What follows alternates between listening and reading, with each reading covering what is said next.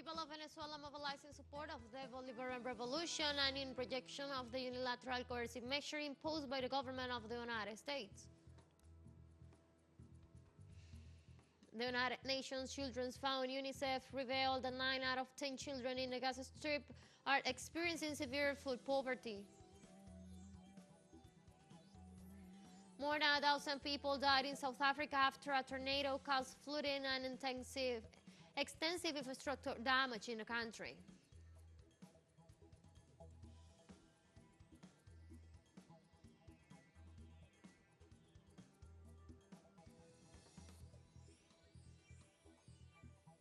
Hello, welcome to From the South. I'm Ana Marrero from the teleSUR headquarters in Caracas, Venezuela. We begin with the news. Stay with us.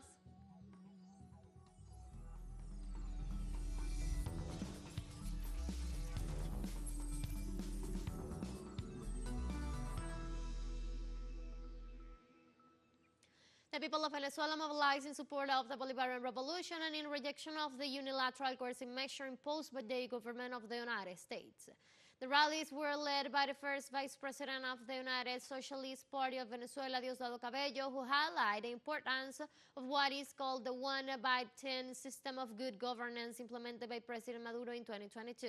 Cabello also reiterated that the victory of the party must be built from the grassroots. The demonstrations were held in the 14th municipalities of the Carabobo state, where its residents expressed their support for President Maduro ahead of the upcoming elections on July the 28th. In Argentina, the communities of Jujuy mobilized on Thursday in the province of Tucumán to defend the water and their territories under the slogan, "Without water, there is no life." The mobilization was organized by several communities in the province who denounced that the government's water management plans violate Convention 169 of the International Labour Organization, the escasez agreement, and the national constitution by non-respecting free, prior and informed consultation with the affected communities.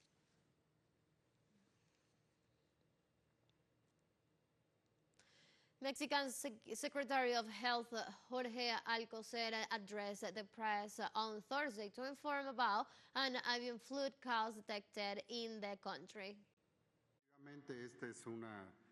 Yes, indeed, this is a note that must be taken with caution,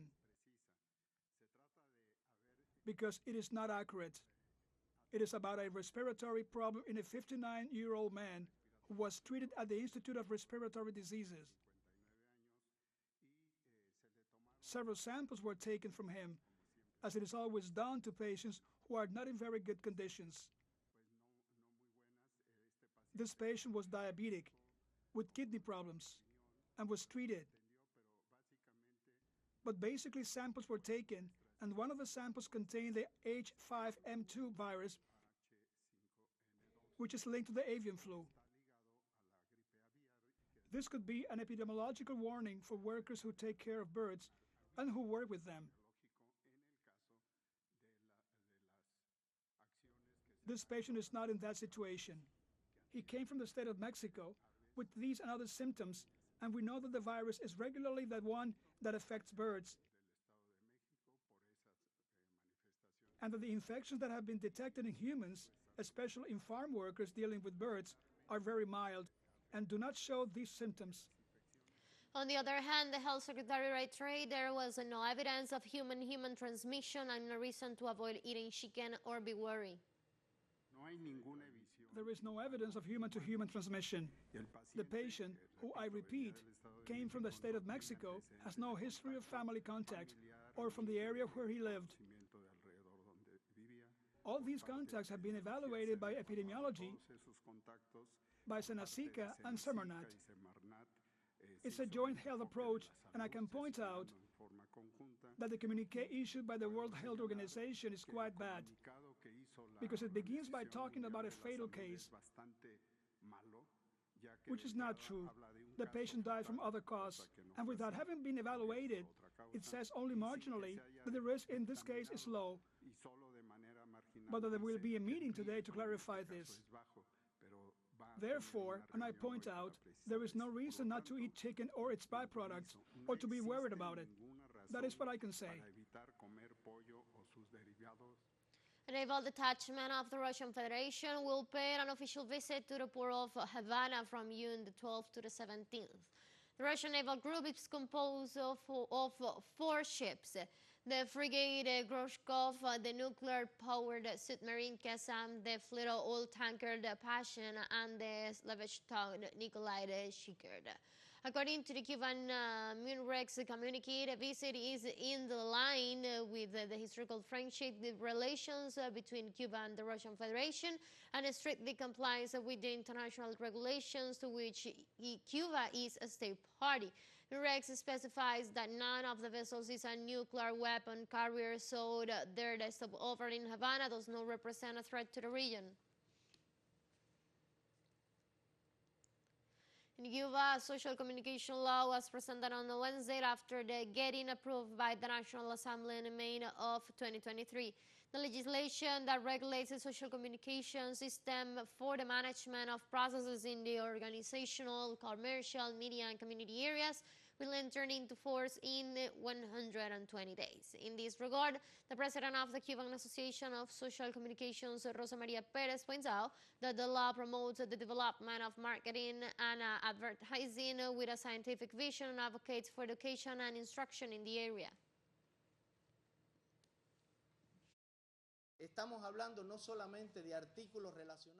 We are talking not only about the articles related to transparency and the obligation of public servants to provide information, but also about vital elements that have to do with the exercise of the press in Cuba, including the foreign press that, for the benefit of today, is also with us. But it also has to do with freedom of expression. It has to do with the right of citizens to receive and request information. It is also very difficult to find in other latitudes regulations that from the cons. In Haiti, 5 million people are victims of the biggest food crisis since the 2010 earthquake. According to a report published by the United Nations organizations from the Central Kitchen of the World Food Programme in Port-au-Prince, the agency's director, Jean-Martin Broad, indicates that of 5 million people suffering from acute food insecurity, close to 1.6 million are classified as emergency food insecure, the highest figure ever recorded.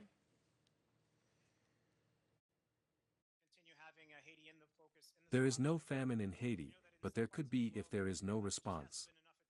We need a strong humanitarian response right now in Haiti because the needs are so great. We are talking about 1.6 million people classified as being in a food emergency situation. It's one of the highest percentages and one of the highest execution numbers in the world. So we need this to be when we step up. Let's take a very short break, but remember, you can now join us on our TikTok account as teleSUR English, where you'll be able to see news in different formats, news updates, and more. Stay tuned for more news.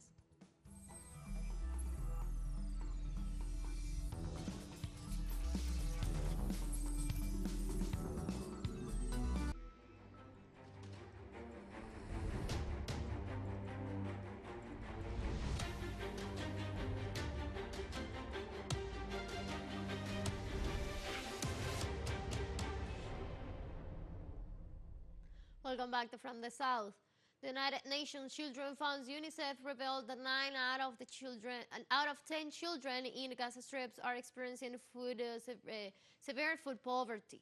The data compliance states that infants survive by eating only 2 or fewer food groups a day.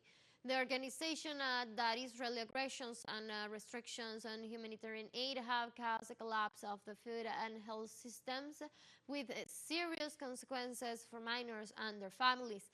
More than 180 million children worldwide under the age of 5 suffer from food poverty, a situation that increases the risk of malnutrition, which can later result in death. On the other hand, images released on Thursday morning shows the devastation caused at the denounces at a preparatory school for boys affiliated to the UNRWA. Local sources report that an Israeli warplane attacked the upper floor of the school complex at night while people were asleep.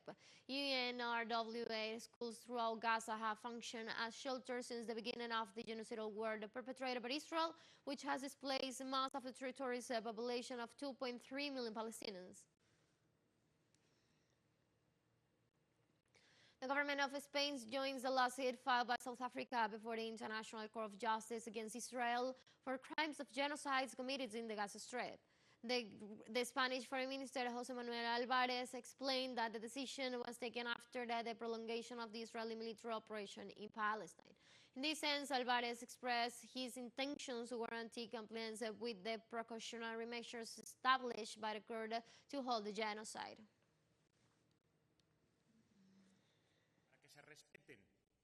To respect its precautionary measures, that I remind once again that they are mandatory for all parties and that the International Court of Justice has ordered in order to stop the military operation.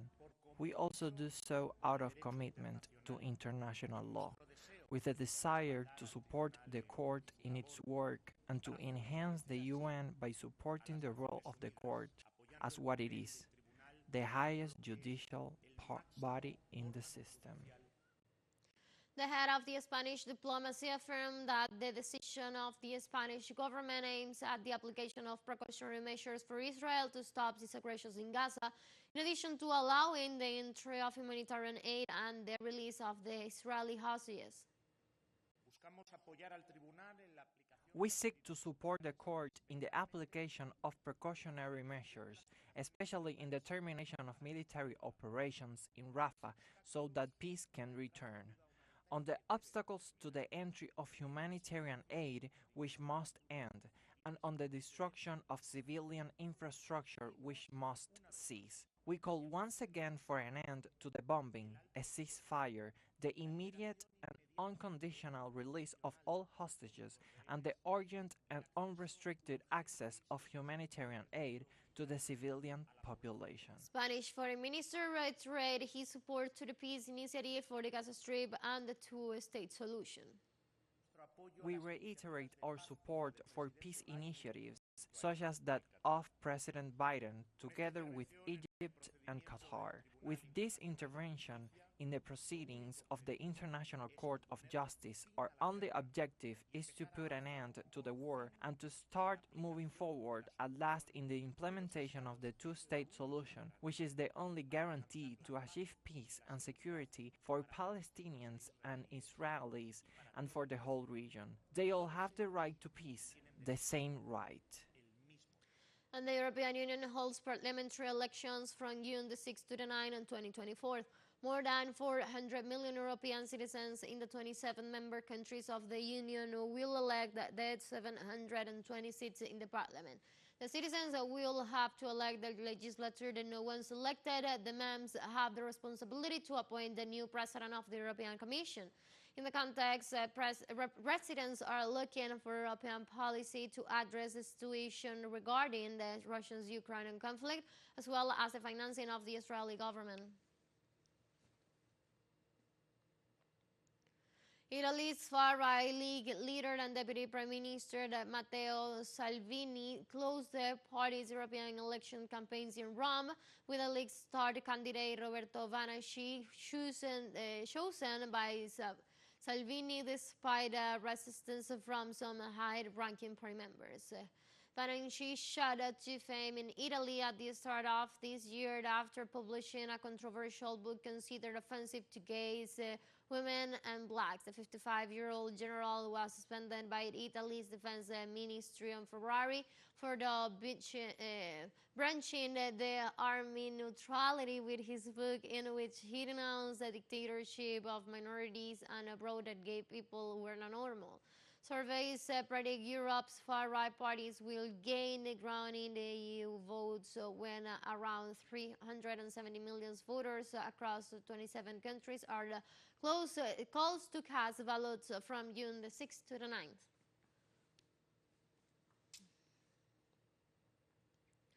In Morocco, state media report on Thursday that at least 4 people were killed in a fire at a popular market in the city of Fez, as UNESCO's lists old city. The MAP news agency said that a blast, which broke out on Wednesday evening, also injured 26 people and caused significant material damage to nearly 25 shops. 10 of the injured suffered burns, 3 in critical conditions. Initial investigations suggest a short circuit as part the fire. Fez wall city is pinning 280 hectares. It's a popular tourist destination renowned for being one of the best preserved in the Arab Muslim world. Let's take our last break, but before we invite you to join us on our WhatsApp community for our English-speaking audience, you can scan the QR code on the screen to join directly and share the link to reach more people. Constant news coverage of Latin America and the Caribbean, as well as the rest of the world. Stay connected and informed with teleSUR when financial break. Don't go away.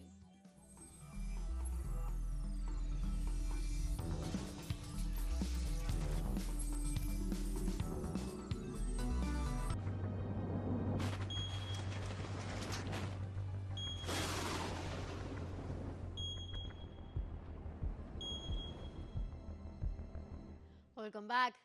More than 1,000 people died in South Africa after a tornado caused flooding and extensive infrastructure damage in the country. Local authorities and rescue teams report that more than 120,000 people were affected and were transferred to shelters set up to attend to the victims of the meteorological event. The storm has also caused road delay due to the debris left by the weather depression. Disregarded, the Meteorological Service of South Africa urged citizens to take precautions in view of the risk of landslides and floods. 6 people were reported in Germany as a result of the floods that affect the south of the country. The authorities issued state of alert due to flooding after last Monday's intensified droughts and the Par River Dam burst affecting the roads. Moreover, in the areas of Bad Evention and Mankin, more than 800 residents were evacuated. The firefighters are on standby to attend to any situation that might arise during this rainy season.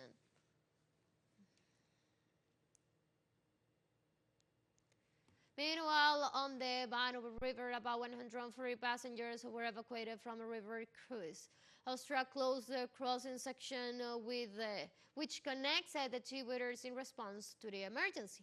The spokesman for the state waters company via Duano said that due to rainfall, civil safety cannot be guaranteed because of the high water levels. Hungary is also preparing for a flood warning, and part of the river in Budapest is expected to be closed to traffic as of Thursday.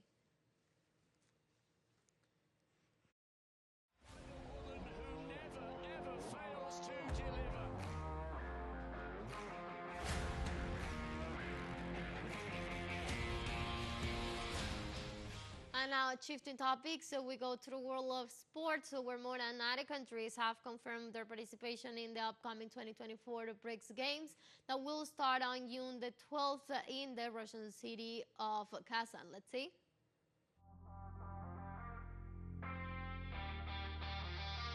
The BRICS Games are an annual multi-sport event organized by the BRICS countries, Brazil, Russia, India, China, and South Africa, which aims to integrate countries through sport. Russia's deputy sports minister, Alexei Morozov, said he was maintaining the figure of 4,000 participants, with many coming from invited countries that are not members of the BRICS.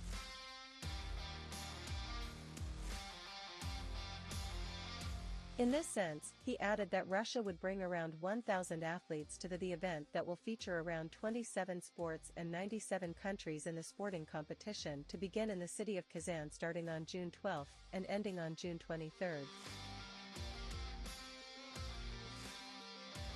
With that story, we have come to the end of this news brief, but you can find this and many other stories on our website at telesurenglish.net. You can also join us on our socials around Facebook, on X, and on Instagram as well. For Telesur English and from the South, I'm Ana Marrero. Thank you for watching.